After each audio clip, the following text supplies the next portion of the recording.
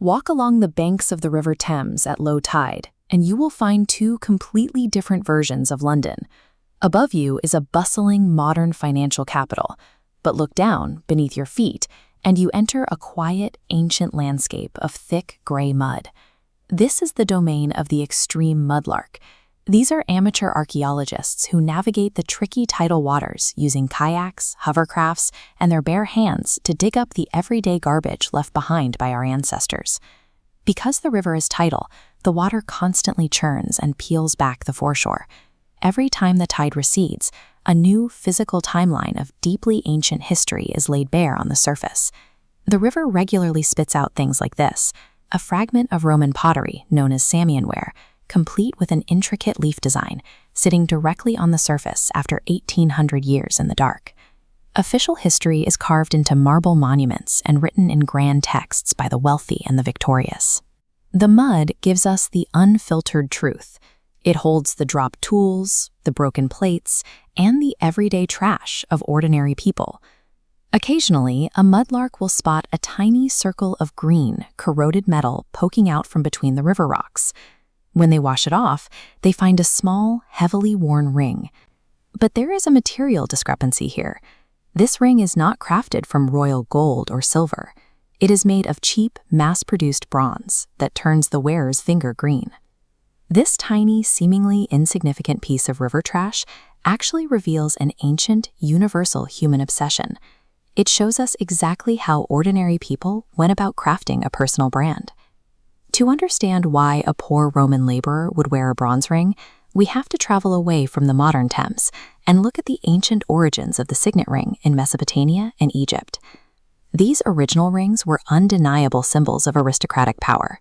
They were carved for precious stones and solid gold, often bearing the explicit names of pharaohs. The functional mechanism was highly effective as a legally binding signature. When pressed into clay or wax, it left a perfect image of the wearer's crest. An unbroken seal guaranteed authenticity, serving as a physical substitute for the ruler's actual presence. For thousands of years, the signet ring functioned as a highly restricted tool. It was designed strictly to enforce the power and property lines of the ruling class. Eventually, the aristocracy lost their monopoly on this imagery. A massive economic and cultural shift occurred, and the working class actively began co-opting these elite status symbols. We see the archaeological evidence for this in working-class Roman settlements, like the town of Werswald. Excavators there found thousands of cheap bronze trinket rings scattered in the dirt. This chart compares the economics of ancient jewelry. On the left, we have the material cost and extreme rarity of an elite gold ring. On the right, we see the near-zero cost and massive availability of mass-produced bronze trinket rings. These bronze trinkets often closely imitated the expensive global ring forms used by the elite.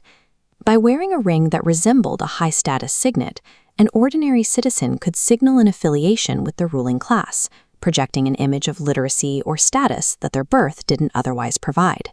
It was the ancient equivalent of purchasing counterfeit designer goods. They used cheap, accessible accessories to participate in high-status fashion. This desire for customization extended far beyond jewelry. It bled directly into the everyday industrial tools used by laborers right here on the River Thames. During its peak, the London port was an environment of volume and chaos. Handling millions of tons of cargo required an army of manual laborers, highly specific gear, and strict security.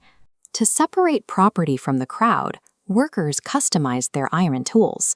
They covered their boat hooks, rope splicing fids, and heavy padlocks with personal stamps and their initials. This dark antique key features a decorative handle and precise cross-shaped cutouts. These aesthetic choices turned a basic tool into a broadcast of personal identity. Even the most destitute laborers working the docks went out of their way to customize their heavy iron gear. Declaring your unique identity to the world is an essential part of human dignity. Bring this timeline into the present day, and you will notice a resurgence of the signet ring in contemporary fashion. Today, these rings are rarely used to press seals into warm wax to sign treaties.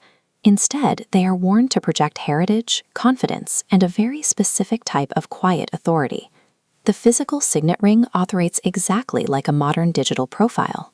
Both are curated vehicles that we build and maintain to broadcast our chosen identity to the rest of society. We traded bronze trinkets for digital screens, but the underlying psychological need to signal who we are remains the same. Which brings us back to the mudlark, standing alone on the modern Thames foreshore, looking down at a fresh discovery in the sludge. Lifting a small object out of the mud carries immense emotional weight. When you hold a corroded ring or a carved bone tool, you are holding something that has not been touched by a human hand since the exact moment it was dropped centuries ago. This physical interaction breaches the gap of time. Picking up their lost property is effectively shaking hands with a ghost. The human desire to stand up and say, "I am here and I matter," is not a modern vanity. It is an ancient, deeply human instinct, quietly waiting for us in the mud.